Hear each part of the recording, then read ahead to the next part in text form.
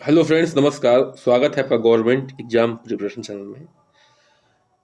हम लोग जो कर रहे हैं यूपी पीएससी पीसीएस और आरओ यादव के लिए टेस्ट सीरीज, उसमें आज जो है मिनी टेस्ट संख्या 18 करेंगे। उसमें जो है कुछ बिंदुओं को बताऊंगा जो आपके लिए इंपॉर्टेंट है, तो कृपया उसको भी नोट डाउन करते चलना है। चलिए शुरू करते हैं आज का सेशन। आज का पहला प्रश्न क्या है? अपने ही वातावरण में जैव समुदाय जैसे तालाब, महासागर, वन या यहाँ तक कि एक जल जीवशाला भी है को क्या कहा जाता है? ठीक है, मतलब कि जो तालाब है, महासागर है, वन है, जो कि क्या है, एक जल जीवशाला भी है, उनको क्या कहा जाता है? बायोम कहते हैं, समुदाय कहते हैं, पारिस्थितिकी तंत्र कहते हैं, अजैव वातावरण कहते हैं। तो उसका उत्तर हो जाएगा ए, यानी कि जो भी तालाब, महासागर, वन है, इनको क्या कहते हैं? बायोम कहते हैं। ठीक है, आगे बढ़ते हैं। 21 अमीनो अम्ल वाली एक अल्फा श्रृंखला और 30 अमीनो अम्ल वाली एक बीटा श्रृंखला से मानव इंसुलिन अणु संगठित होते हैं। ठीक है, क्या होते हैं? मानव अणु संगठित होते हैं। वयस्क मानवों में कितने प्रकार्य इंसुलिन जीन होते हैं? पूछा प्रश्न किया जा रहा है कि जो मानव वयस्क मानव होते हैं उसमें कितने प्रकार यानी क्रियाशील इंसुलिन होते जीन होते हैं? 1, 2, 4 या 3? तो उत्तर हो जाएगा बी, यानी कि 2 होते हैं। कितने होते हैं? 2 होते हैं। ठीक है, देखिए, एक जीन से एक ही प्रोटीन श्रृंखला का निर्माण होता है। एक जीन से एक अगर जीन है तो उससे एक प्रोटीन श्रृंखला का ही निर्माण होगा। एक प्रोटीन श्रृंखला का निर्माण होगा। ठीक है, ये ध्यान रखने वाली बात है। ठीक है, तो आप देख ही रहे हैं इसमें अल्फा और बीटा दोनों है, तो उससे क्या क्या होगा? एक एक जो है प्रकार्यशील जो है इंसुलिन का निर्माण होता है। आगे बढ़ते हैं, अगले बिंदु पे आते हैं, अगले प्रश्न पे आते हैं। निम्नलिखित में से किस प्रोटीन के कारण रेशम के तंतु उजले चमकदार दिखाई देते हैं? किस प्रोटीन के कारण रेशम के तंतु उजले माने कि सफेद चमकदार दिखाई देते हैं? फाइब्रिन, सिरेसिन, कोलेजन या नेक्टिन? तो देखिए, रेशम के तंतु फाइब्रिन में जो है सिल्क, फाइब्रिन की वजह से इसमें फाइब्रिन कितना होता है रेशम के तंतु में? 80% होता है। कितना होता है? 80% होता है फाइब्रिन रेशम के तंतु में, और इसी की वजह से यानी कि फाइब्रिन की वजह से ही रेशम क्या दिखाई देता है? सफेद और चमकदार दिखाई पड़ता है। ये एक प्रकार का प्रोटीन है, इसको भी आपको याद रखना है। अच्छा, अब इस प्रश्न पे आते हैं, सूची का मिलान करना है। ठीक है, नीचे दिए गए कुछ को सूची का मिलान करना है, सही उत्तर बताना है आपको। देखिए, जो माइटोकॉन्ड्रिया होती है वो एटीपी निर्माण यानी कि समावास, जो क्लोरोप्लास्ट होता है वो क्या होता है? प्रकाश संश्लेषण में काम करता है। क्लोरोप्लास्ट किस में काम करता है? प्रकाश संश्लेषण में। राइबोसोम ये किस में काम करता है? राइबोसोम जो होता है प्रोटीन संश्लेषण में कार्य करता है। और जो लाइसोसोम होता है ये किस में काम करता है? ये अंतःकोशिकी पाचन में काम करता है। ठीक है, अंतःकोशिकीय पाचन में काम करता है। तो इसका जो उत्तर हो जाएगा आप देख सकते हैं, सी। ए का 4, बी का 1, सी का 2 और डी का 3। तो ये उत्तर हो जाएगा। इसको आपको इस पॉइंट को याद कर लेना है। आगे बढ़ते हैं।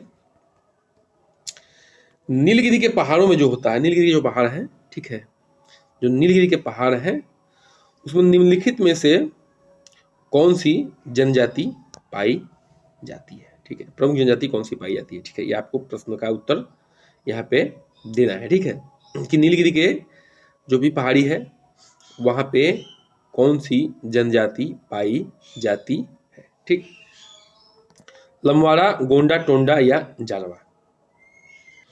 तो देखिए, जो नीलगिरी की पहाड़ी है वो 6000 से लेके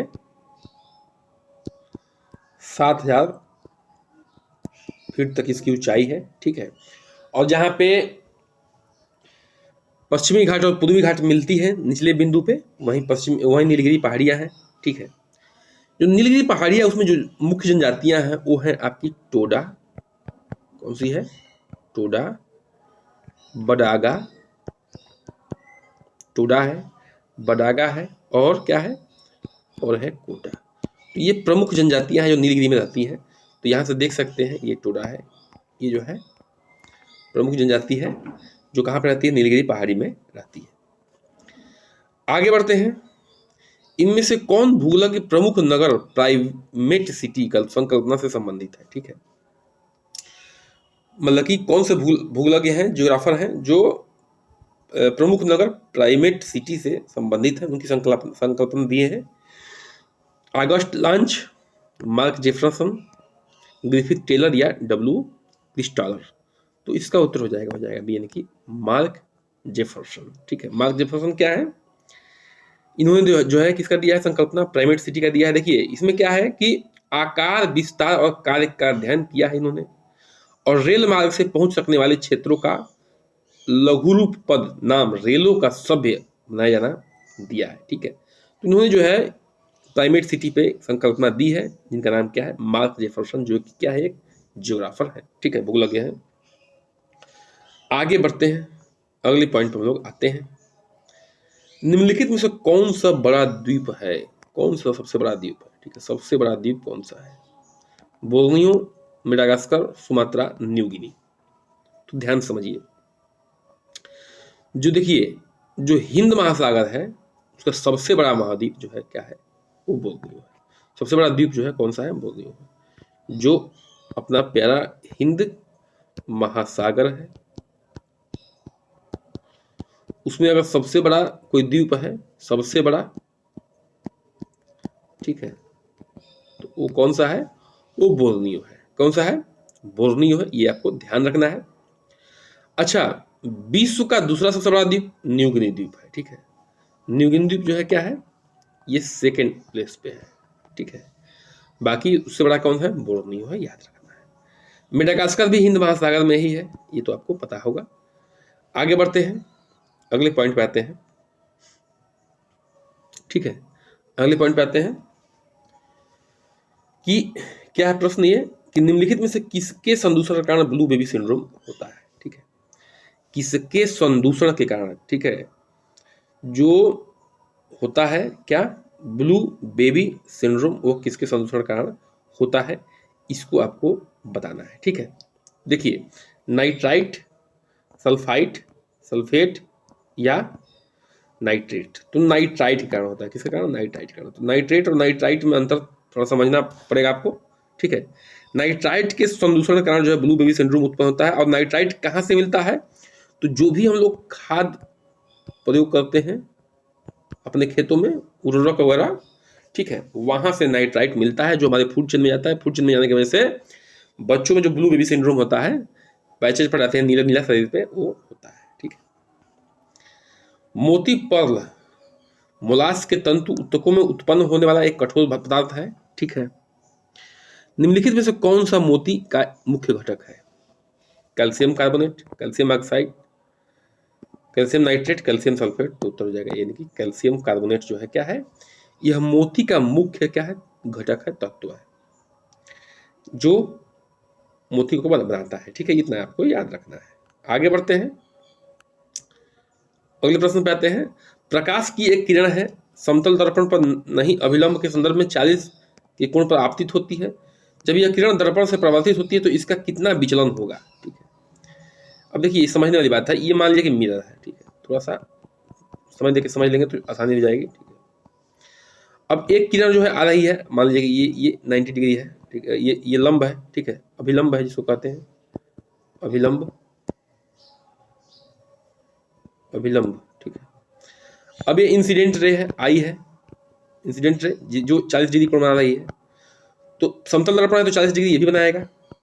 ये आई है, ये आई है, और ये क्या है, ये आर है, इंसिडेंट रे और रिफ्लेक्टेड रे। देखिए ये पूछ रहा है कि विचलन कितना हो रहा था, यहाँ से आ रही है, यहाँ पे रिफ्लेक्ट हो जा रही है। तो ये देखिए शुरुआती में तो ये देखा था, इसका इधर से जा रही थी, लेकिन अब कितना विचलित हो रही है, ध्यान समझने वाली बात है आपको। ठीक है, अब देखिए जो ये एंगल होगा वो भी यही एंगल होगा, है ना, ये समझ, ये ठीक है, ये भी x होगा तो ये भी x होगा। ठीक है, क्योंकि ये 40-40 दोनों बराबर है, ये 90 है। तो क्या होगा, अब समझने वाली बात ये है कि 180 माइनस 2x। ठीक है, 180 माइनस 2x, तो यहाँ पे आप देख सकते हैं कि जो ये एक्स है, जो ये एक्स बन रहा है और ये भी क्या होगा, एक्स वो क्या होगा, क्योंकि अपोजिट एंगल ये भी एक्स होगा। तो हमें मान किसका निकालना, देखिए इधर से ये रेखा आ रही थी, ये किरण आ रही थी, लेकिन रिफ्लेक्ट इधर हो गई, ये मिरर की वजह से, ठीक है। तो ये हमें मान निकालना है 2x का, ठीक है, 2x का मान निकालना है। तो 2x का जो मान होगा, ठीक है, वो क्या होगा, 180 माइनस आई और माइनस आर, ठीक है, यानी कि 180 और आई और आर तो बराबर है, यानी कि 40 40 80 है, ठीक है, माइनस 40, तो 180, ठीक है, माइनस 80 बराबर क्या हो जाएगा, 100 डिग्री। तो 2x का मान कितना आ जाएगा, 2x माना जाएगा, सॉरी 2x माना जाएगा, यहाँ पे लिख देते हैं, 2x माना जाएगा 100 डिग्री। जो विचलन हो रहा है कितना हो रहा है, 100 डिग्री हो रहा है, ठीक है, ध्यान रखना है। जो विचलन हो रहा है, जो अपने पाथ से विचलित हो रही है रेखा, वो 2x के बराबर हो रही है, तो इसका उत्तर हो जाएगा आपका बी ऑप्शन, ठीक है। तो आशा है क्लास समझ में आ रही होगी। अगर समझ में आ रहा हो तो बिल्कुल आपको थोड़ा सा ध्यान देना है, चैनल को सपोर्ट करना है और वीडियो को सब्सक्राइब करना है, लाइक करना है, शेयर कर देना है और कमेंट करना है। बाकी हमारे साथ बने रहिए। नमस्कार, जय हिंद।